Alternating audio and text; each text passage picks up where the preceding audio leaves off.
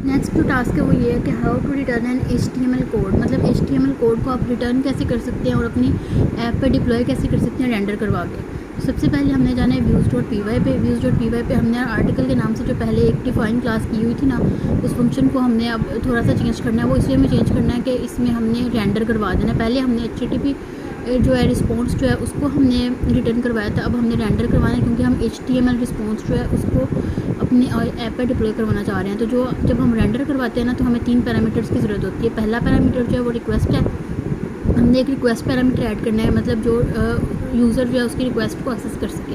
अब सेकंड जो है वो हमने ब्लॉग जो है वो ऐड करना है क्योंकि हमने एक HTML की फ़ाइल क्रिएट की है।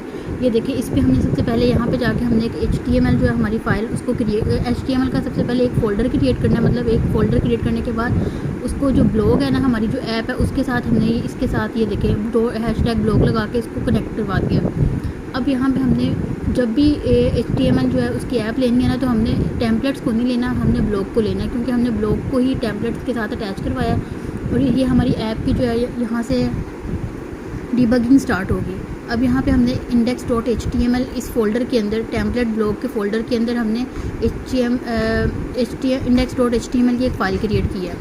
अब सबसे पहले ये देखिए, index.html की जो फाइल है इसमें सबसे पहले मैंने एक H1 की हेडिंग जो है उसमें this is Django pro app heading create कर दिया, बाकी जो सिंपल टेक्स्ट है वो HTML का। उसके बाद हमने जाना है अपने views.py पे जहाँ पे हम शो करवाना चाह रहे हैं अपने फंक्शन को।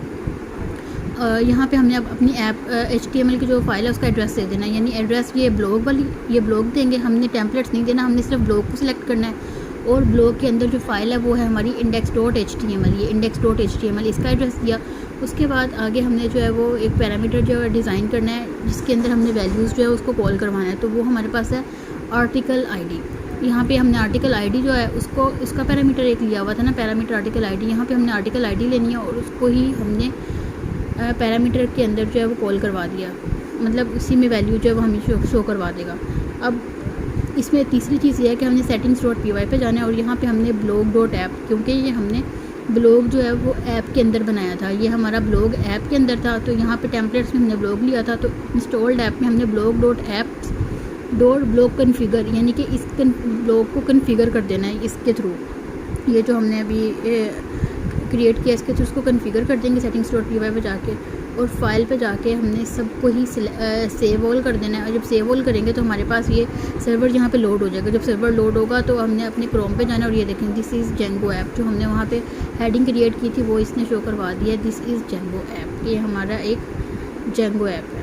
उम्मीद है कि यहाँ तक आपको समझ आ गई हो।